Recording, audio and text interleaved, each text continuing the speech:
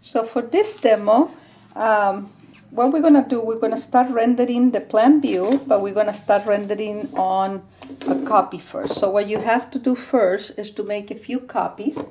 And as you can see over here, I had tried the colors and I had, tried a few colors. I wrote them down, the ones that I have selected over here. So I put this aside. I remember, what I like, what I didn't like. And then I did one just with the colors as I envisioned the project to be, but only markers. If you can see on the other side, the only thing that I have is markers, also done on a copier, just a Xerox copy. So after that, I'm gonna do one more, just so I can do this basic part in here, and then I can try different things with the color pencil. So I got paint samples from a store, and I think that, just to kind of get inspired, as they said, with desert and ocean. So somewhere around here is my color selection, between a little bit of wood and light colors, because it's the house is in Arizona. So the first thing I'm going to decide was going to be, where does the light come from? And of course it's going to come through the windows. Now, in order to simplify, I'm going to ignore that also there is a big window here, and the light will come, probably depending on the day, in the time, it will come from this window too. But I'm just going to assume in this case it's going to come from here. So the first thing that I'm going to do, I'm going to start with the lighter color, and is the flooring. And I'm going to start from dark, leaving all the way to the windows as without the markers as much as I can. So the best thing to do is to put the marker, kind of measure. Don't worry about the details right now. Remember, this is just the dried out. Okay. And what you're gonna do, just try to go as far as you can without stopping. And don't worry about little things and details here and there. Keep in mind that the marker in this kind of paper, meaning copier paper, it runs a lot. And when you pass it over the black ink, it also smears the ink. Okay? And that's why the final that you're gonna do, you're gonna do it on marker paper. Pretty much the same, but you're not gonna have the images, so they're not gonna be all black and running. You see it here, for example. As soon as I touch the ink, it totally smears. So I'm gonna try to stay inside the spaces. Remember, this is the floor, and it's very light, and when it dries up it's gonna be even lighter. You can move it. Try to stay in the same direction with the marker. Don't worry about too much about the lines and, little mistakes here and there. So I'm just gonna leave part of the drawing completely white. Here I forgot the sink, so I also left the white. I can go around the plant if I want to, just a little bit, and be very careful, because when it's very light it's very easy, and if you go over, as you can see, it's very flat right now, but it's just because the color is light and the marker is almost fairly new. After this, I'm going to use a French gray, or you can use anything, about 60%. Don't go all the way to black, because it's very hard to get rid of that lines once you put them in there. And the only thing I'm going to do, I'm just going to poche the walls. So here, stay in the lines, but if you go out a little bit, there's not much you can do. Remember, this is just the dried out, and after you do it a few times, you might get the hand on it, and you'll be able to do it with a marker paper. As I always said to my students, if you do this all day, every day, you become incredibly good at it. Most of us only do it once in a while. you still need to know how to, or at least to recognize when it's well done.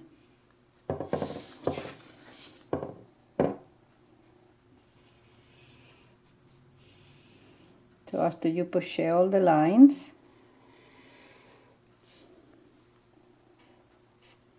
and all the walls,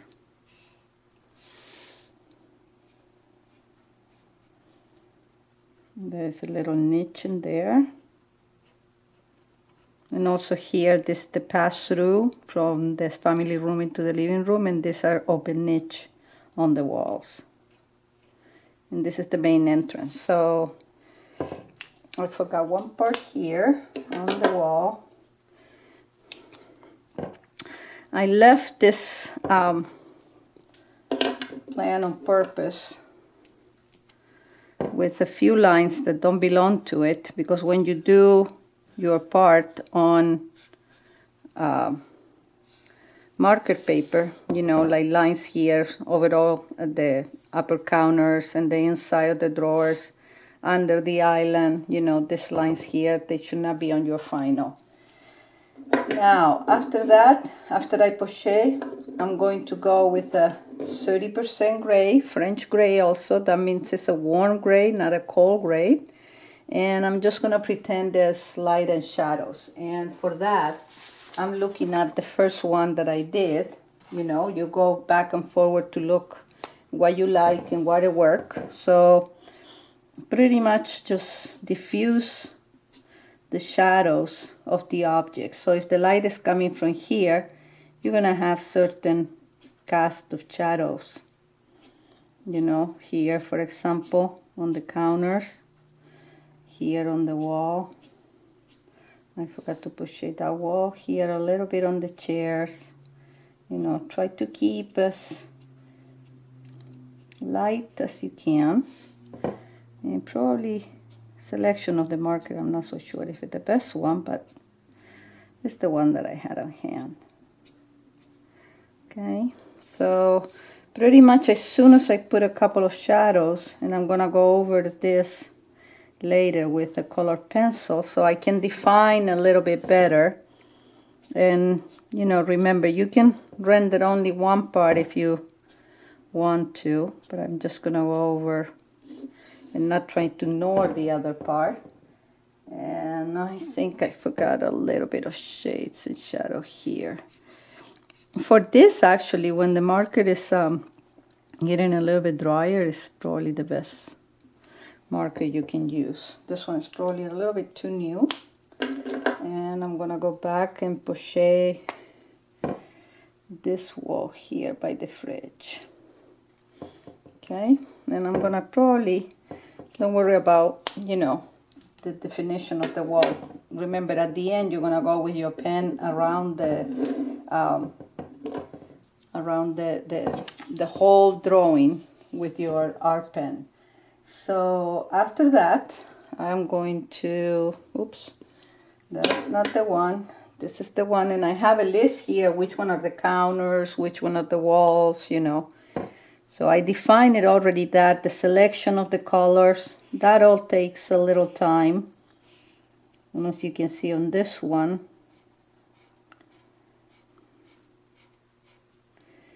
the counters, there's one line here for the faucet, and I'm gonna end up marking the sink later.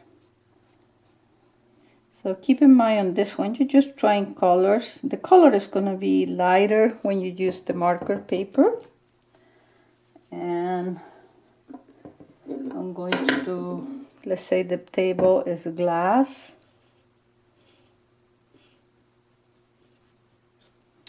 And I'm going to have, since I already opened this, I'm going to mark all the windows. Make sure that you have something under so it won't bleed through, and also you don't tie it to the table because that way you cannot move it around. And there's another window. So pretty much that's the blue I have. After that, I think I'm going to use the pale cherry for This is the one I picked up by mistake, pale cherry. As you can see, it almost looked like the color of the floor, but never trust the paper color, because you'll see the pale cherry has nothing to do with being pale. Okay. And I can do chairs really quick, assuming the chairs are also made out of wood. Be careful to grab as I was doing over, because most likely the ink is still wet. Now for the couches, I have one color is called light sand, and this one is the light sand. So I'm going to just put the couches. Now, since I'm assuming the light is coming from this direction, I'm just going to leave that for now white. I can always go over later and add the color, but once I add the marker, I cannot go back later and get rid of it. So pretty much that, and maybe I can do over here 1, 2, and maybe I can play with this one here. I'm just gonna on purpose leave part of the drawing white. Remember, it's just to give the client an idea of the color on the interior. And after that, I will do, for example, a little bit of the plant, and pretty much any green will do. And because you're gonna go back with the color pencil, and as you can see, the color pencil changes almost anything. What you're trying to do is just put in like a base color, you know, on the plan. And pretty much that's it there. So just to start, let's see, we probably did pretty much what I had. And as you can see now, I can probably go back, you know, and kind of correct these things. I'm going to play with both of them with the color pencils. I'm going to have some textures. As you can see, this one already had the tile mark. On this one, on purpose, I printed without the tile, and I'll give you about 4 or 5 copies of this. You can make more, but then you're going to do your final with the marker paper. So let's continue on the next